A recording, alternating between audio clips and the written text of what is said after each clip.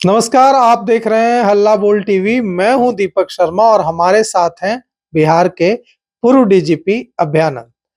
कल से जंगल राज की बहुत चर्चा हो रही है क्योंकि जनता दल यूनाइटेड की ओर से कल जंगल राज प्रदर्शनी, जंगल राज एग्जीबिशन लगाया गया। जंगल राज प्रदर्शनी में दिखाया गया कि 90 का दौर जो नोटोरियस था जंगल राज के लिए, उस दौर में क्या कुछ होता था, कैसे अपहरण होते थे, कैसे रेप होते थे, कैसे विधायक आवास, एमएलसी आवास अपराधियों का अड्डा बन चुका था और कैसे उन वो जो जगहें हैं उनका इस्तेमाल किया जाता था अपराधियों को शेल्टर देने के लिए। यह जो प्रदर्शनी है, इसके बाद वो युवा जो 25-30 साल का है, जिसने वो 90 का दौर जंगल राज नहीं देखा है, उसके मन में कई तरह के सवाल हैं। तो बिहार से जो जंगल राज खत्म हुआ है, उसका श्रेय जितना नीतीश कुमार को जाता है, उतना ही अभयानंद को जाता है। तो हम अभयानंद से समझेंगे कि जब डीजीपी थे, जब एडीजी थे, तो क्या जंगल राज का दौर था और कैसे उसे हटाने में कामयाबी हासिल की थी। तो आपका बहुत बहुत स्वागत है सर। धन्यवाद दीपक जी। तो ये जो जंगल राज है, ये क्या है और 90 का दौर क्या था, जो युवा हैं वो पूछ रहे हैं और यह भी जानना चाहते हैं कि उस जंगल राज के दौर को आपने कैसे हटाया। जंगल राज क्या है, इसको परिभाषित करना जरूरी होगा इस प्रश्न का उत्तर के लिए। मेरी अपनी समझ है कि मात्र अपराध हो रहे हैं ये जंगल राज नहीं है, क्योंकि हर राज्य में अपराध होते हैं।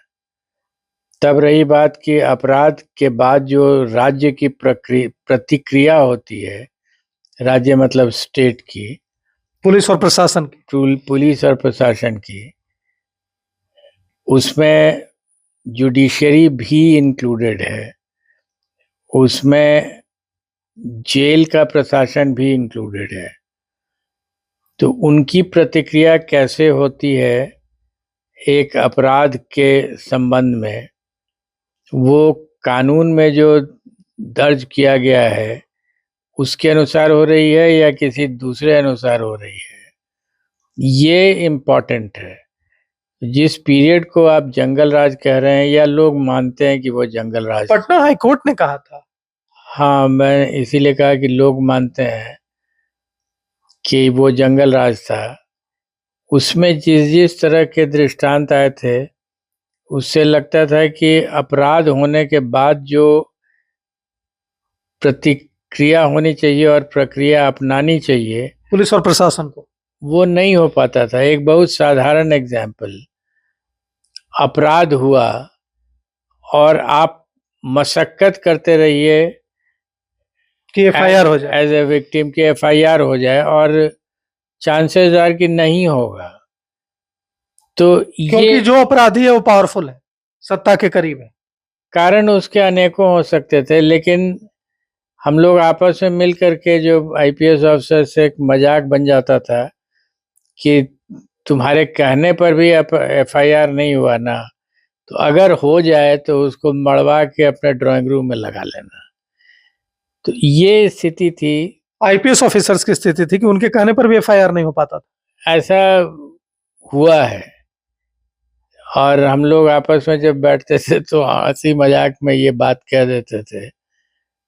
तो ये एक साधारण एग्जाम्पल है जिससे पता चला कि सीआरपीसी की प्रक्रियाएं फॉलो नहीं होंगी, केस दर्ज नहीं होगा, जो टॉप एग्जीक्यूटिव हैं वो सीधे आईओ से बात करने लगेंगे, मतलब तो नेता, हाँ, मंत्री, मुख्यमंत्री, हायरार्की टूट जाती थी। तो इस व्यवस्था में एक कल्चर है कि हायरार्की नहीं टूटती है, तरीके से बात होती है, जिसको जो कहना है वो जिससे कहना है उसी को कहेगा, दूसरे को नहीं कहेगा। ये सब बातें थी, और ये जब नहीं होता था तो लोग कहते थे कि ये जंगल राज हो गया। एक आईपीएस अधिकारी के तौर पर, जैसा आपने कहा कि कई बार ऐसा होता था कि एक आईपीएस अधिकारी कह रहा है कि हाँ, विक्टिम के लिए का फोन कर रहा है थाने में कि एफआईआर हो जाए और एफआईआर नहीं हो रही है, तो भारतीय पुलिस सेवा के अधिकारी के तौर पर कितनी निराशा होती होगी उस समय 90 के दौर में जो आईपीएस होंगे कि हम जो विक्टिम है उससे मिलकर उस आश्वासन दिए कि तुम्हारी मदद होगी और मदद नहीं हो पा रही। जो आईपीएस ऑफिसर्स साइडलाइन रहते थे वो अपने कोलीग से भी जो लाइन में हैं उनसे भी कहना बंद कर देते थे कि जब होना ही नहीं है तो उनको कह करके करेंगे क्या, और उससे निराशा होती थी। कोई जो युवा हैं जो पूछ रहे हैं जिन्होंने नहीं देखा है 90 का दौर, उनको कोई एग्जाम्पल से आप बता सकते हैं कि कैसे कैसे जंगल राज में पुलिस काम करती थी, कैसे जंगल राज में अपराधी काम करते थे, कैसे घटनाएं होती थी? कोई ऐसी घटना जो आपको अब भी आपके स्मृति पटल पर अंकित हो? एक मेरा जूनियर था जो उस समय एक जिले में एसपी था, हमारे अंडर में एएसपी में काम किया था, भला सभ्य आदमी। तो वो एक दिन मेरे घर पर आया, सोशल कॉलिंग ऑन जिसको बोलते हैं। हमने ऐसे ही उससे पूछ दिया कि तुम्हारे बेटे का क्या हाल है। छोटा लड़का था, 3 या 4 में पढ़ता होगा। तो बहुत ही झेपते हुए उसने कहा कि सर लोकल स्कूल में जाता है और 2 बॉडीगार्ड 10 कार्बाइन के साथ रखते हैं वहाँ अपने लड़के के प्रोटेक्शन में। उन्होंने कहा क्यों, ऐसा क्यों जरूरी हो गया है? तो सर डर लगता है कि कहीं किडनैपिंग नहीं हो जाए। तो ये डर एक डिस्ट्रिक्ट एसपी को लगता था अपने डिस्ट्रिक्ट हेडक्वार्टर में बेटे को स्कूल भेजने में कि कोई किडनैपिंग नहीं हो जाए बेटे का। तो 2 बॉडीगार्ड 10 कार्बाइन के साथ ये माहौल हुआ करता था। कुछ समय पहले कहा गया था लालू प्रसाद यादव के साले राबड़ी देवी के भाई सुभाष यादव की तरफ से कि अपहरण उद्योग जो उस समय चलता था उसमें फिरौती कितनी होगी, कितना रैंसम अमाउंट होगा और क्या कुछ नेगोशिएट करा के कुछ कम कराना है, यह तय होता था सीएम आवास में। इसके बाद पूरे देश में बहुत बवाल मचा था, बहुत हलचल मची थी। क्या सचमुच ऐसा होता था कि जो सत्ताधारी लोग हैं, मंत्री आवास, मुख्यमंत्री आवास, विधायक आवास, उसमें अपराधियों को पनाह मिलती थी और वहां रैंसम अमाउंट तय होता था? व्यक्तिगत तो जानकारी नहीं है, लेकिन जिस तरह के लोग इसको बोले हैं सोशल मीडिया पर, तो उससे संदेह होने का भी कोई कारण नहीं नजर आता है। ये जो अपहरण इंडस्ट्री चलती थी, आप तो उस समय कहीं एसपी होंगे, कहीं डीआईजी या आईजी रहे होंगे। ये जो अपहरण इंडस्ट्री उस समय चलती थी, वो अपहरण इंडस्ट्री क्या थी? Kidnapping industry? अपहरण इंडस्ट्री को मैंने फेस टू फेस एक ही जिले में देखा था, वो भी इस सरकार के बहुत इनिशियल पीरियड में, दैट इज 91-92। बेतिया में मैं एसपी था और मैंने अपहरण की समस्या, जो क्राइम था अपहरण का, उसको फेस टू फेस देखा 1 साल से थोड़ा सा ज्यादा, बेतिया में एसपी रहने पर। ऑफ कोर्स उस अपहरण इंडस्ट्री की जो पिक्चर है मेरे माइंड में, वो मैं प्रोफेशनली उसको थोड़ा दूसरे ढंग से देखता हूँ, और अगर उस पर डिस्कशन होना होगा तो फिर मैं अपने तरीके से उसको डिस्कस करूँगा। वो सीधा ये नहीं था कि फिरौती के लिए अपहरण, इसको मैं नहीं मानता था। बेतिया में जो मैंने देखा कि एक व्यक्ति एक्स को अपहरित किया गया, उससे पैसा ले लिया गया तो आमदनी हो गई, फिर दूसरे व्यक्ति को अपहरित किया गया।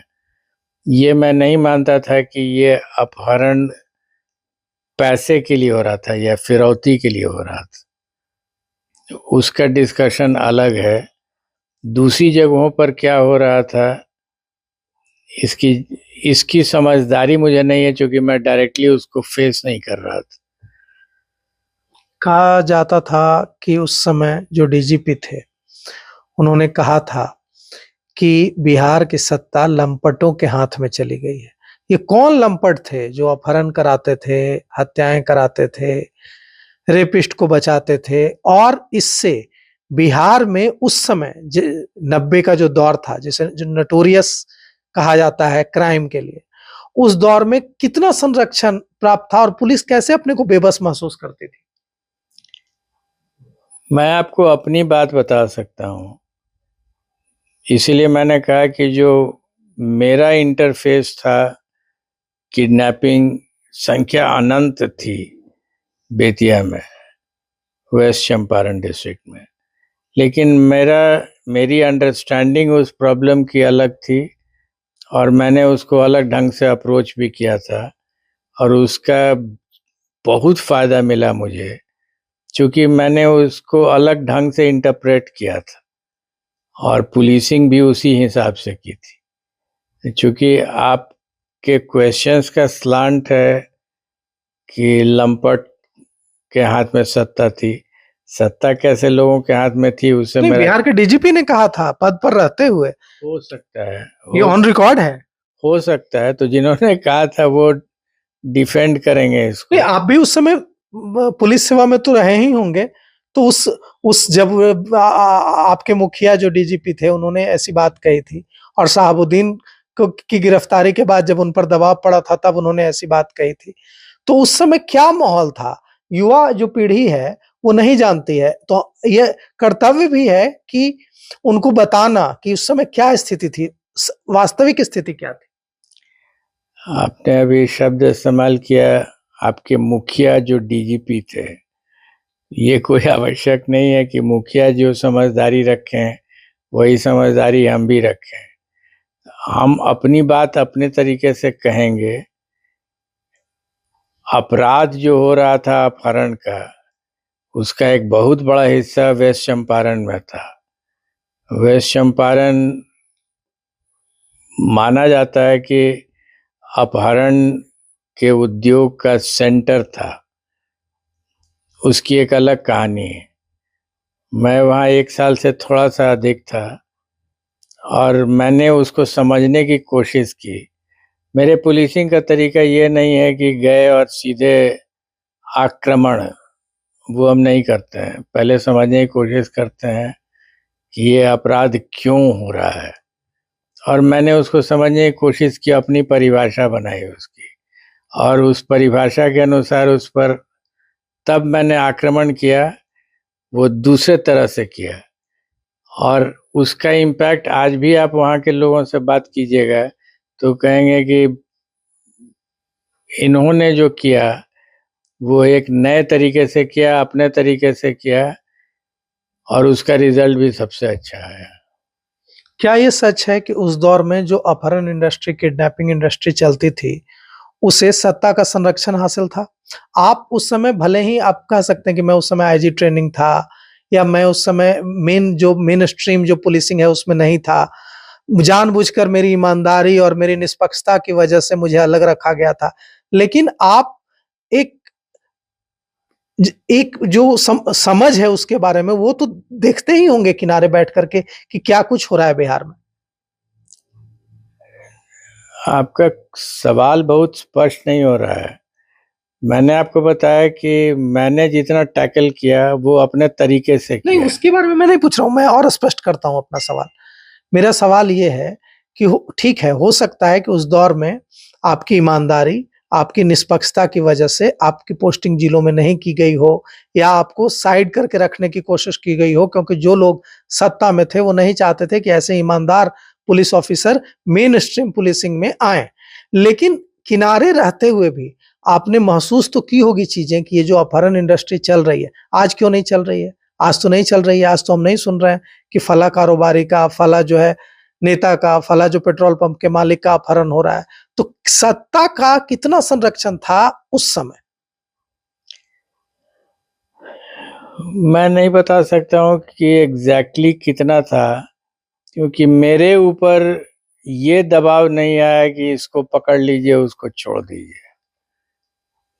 एक बार जरूर एक अपहरण हुआ था बेतिया में, जिसमें मुख्यमंत्री जी ने टेलीफोन करके कहा कि गैंग का पता लग गया है क्या। हमने कहा कि हाँ, पता लगा है। तो उन लोगों को भी पकड़ लीजिए, उनके परिवार को भी किडनैपिंग जिन लोगों ने किया है उसको पकड़ लीजिए। हमने कहा कि ये कानून में लिखा होगा तो हो जाएगा।